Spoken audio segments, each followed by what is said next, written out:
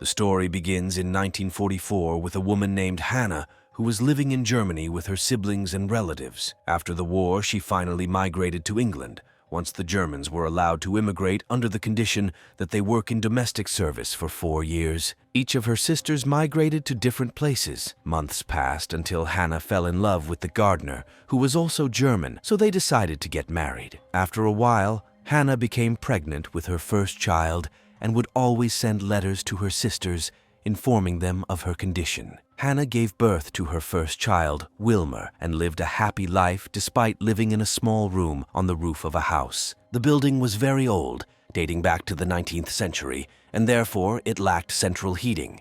Since the room was on the upper floor, it also lacked an electric heater. Hannah, her husband, and her child suffered during the winter, waking up feeling pain all over their bodies. Hannah hoped her sisters, who had settled in Australia, would help her or even visit her.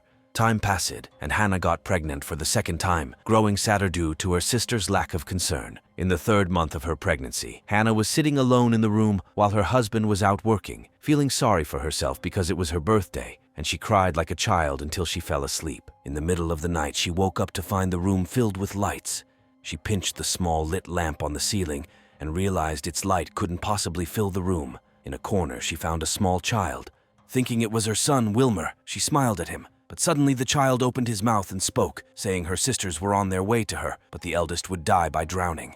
Hannah was shocked, not because her 1.5-year-old son was speaking, or because the room was lit, but because her husband was standing at the door holding their son, Wilmer. Hannah screamed and everything disappeared. The room's light returned to normal, and the child vanished. Hannah remained in shock, disbelieving what had happened, and told her husband, who explained it as her strong desire to see her sisters and her fear for them. 2 days later, Hannah woke up to find her sisters around her, mourning. Hannah thought she was dreaming and kept rubbing her eyes to make sure if they were real or imaginary, until her middle sister collapsed, saying they had come to visit her and celebrate her birthday, but their eldest sister died on the way after falling into the river that swept her away.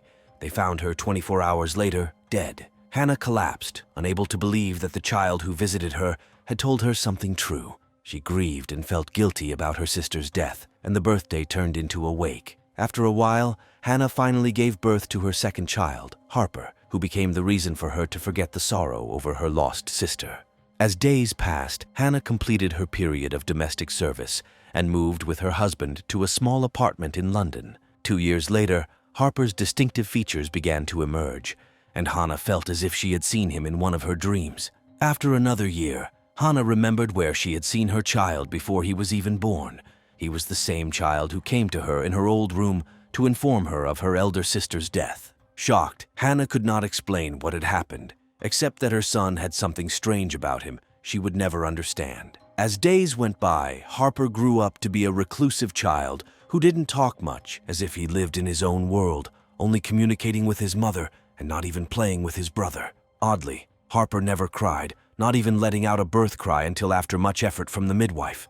Harper remained a peculiar child to his entire family, especially to his mother. As years passed, Wilmer and Harper grew up 2 years apart, until each of them started school, where no one knew they were brothers due to their distant behavior towards each other. Harper was the smarter and calmer child, unlike his brother, who was mischievous and disliked school, dreaming of joining the army. Harper turned 9, and one day he woke up crying, surprising Hannah, who had never heard him cry. She rushed to see him, and he told her about a terrible dream where he saw his grandmother, Ella, dead in her green chair, with glassy eyes and purple lips. Hannah was perplexed, but tried to calm her son, who cried loudly without shedding a tear, advising him not to think too much about it. The day after this incident, Hannah received a letter from her relatives, urging her to come to the hospital in Germany immediately because her mother was sick. Hannah traveled as fast as she could, and there discovered that her mother had died. Hannah was shocked and asked her sisters how she died, learning that she died in her favorite green chair, with glassy eyes and purple lips due to a heart attack, and no one was there to help her. Hannah was stunned at how her son knew about his grandmother's favorite chair and her appearance at death, given he had never seen or met her. Suddenly, Hannah remembered something even stranger, how he knew her name was Ella, since she always told him stories about her grandmother, using her nickname, not her real name. Hannah returned home, looking at her son Harper with a strange gaze, beginning to fear him. She lived in fear and anxiety day and night due to her son's dreams coming true. Later, Hannah heard her son crying again. Terrified, she went to ask him what happened. He told her he dreamt that his father could no longer move his arms and legs. Hannah was shocked and for the first time decided she had to act, urging her husband not to go to work. She quickly asked her husband not to go to work that day. Her husband worked in construction. He asked her the reason, and Hannah told him about their son Harbord's bad dream and mentioned the previous dream about her grandmother. She suggested their son might have a supernatural ability to see the future. Her husband mocked her and suggested asking Harbord other questions about the future to see if he could indeed predict it or not. Hannah, undeterred by her husband's mockery, insisted he stay home from work. After much persuasion, he agreed and stayed home. The next day, Hannah felt relieved, thinking she had avoided the unknown, and spent a normal day with her husband until 5 p.m. Suddenly, the doorbell rang, and Hannah found two of her husband's friends at the door, asking her to come with them to the hospital for her husband. One volunteered to stay with the children. Hannah was stunned and managed to go with them, where she discovered her husband had fallen from the first floor into a pit and hit his head on the equipment below, bleeding until he was barely saved. Unfortunately, he would not be able to walk again. Hannah was devastated upon hearing the doctor's words and saw her husband in a coma, unable to speak. She stayed by his side, thinking angrily about her son Harbord, blaming him for everything that happened, from her sister's death to her husband's disability. Days later, her husband woke up and asked about their sons. Hannah talked about their son Wilmer, trying to comfort him, and assured him that Wilmer had promised to work in his place. She didn't mention Harbord until her husband asked. Hannah angrily said she had left Harbord with a relative, but her husband urged her not to think he was to blame, which was impossible. Yet he hadn't seen what she had during her pregnancy with Harbord. Time passed, and Hannah returned home with her husband from the hospital, leaving Harbord with her relative for 2 weeks. One rainy day, the doorbell rang insistently. Opening the door, Hannah found her neighbor standing there, pushing Harbord towards her with irritation, asking not to talk to her again. Confused, Hannah saw her relative running away under the rain, cursing her. Hannah asked Harbord what happened. He said he dreamed that his cousin would miscarry and die, and 2 days later, the relative decided to return him. Hannah realized that every time her son dreamt of someone, they died. She began to think of ways to get rid of him, especially since her son Wilmer was planning to marry. After much thought, she reconsidered and decided to take Harbord to the church and tell the priest everything.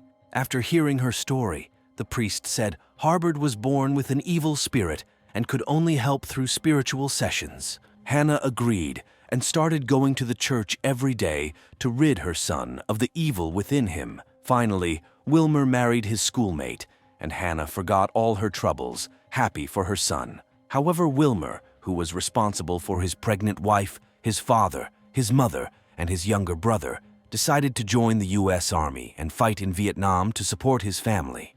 In 1968, Wilmer left for Vietnam, causing great sadness to his parents, as it was the first time they were separated from him since his birth. At that time, Wilmer's wife was pregnant with their first child.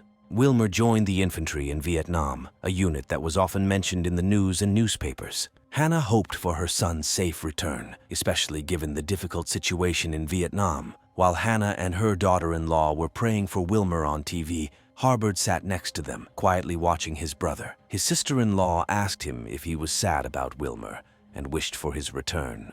Harbord gave her a bleak look, smiled without responding, and continued watching his brother. Seeing this, Hannah grew anxious. Her beloved son was in a place where he could be killed at any moment, and her other son might be the reason for his potential death. She decided she had to make her son forget his brother entirely. She tried to keep him awake as much as possible, pleading with her husband to help. Her husband, irritated, warned her that she was causing harm, but after Hannah's persistent pleas, he reluctantly agreed to limit Harbord's sleep to prevent him from dreaming or remembering his dreams due to exhaustion.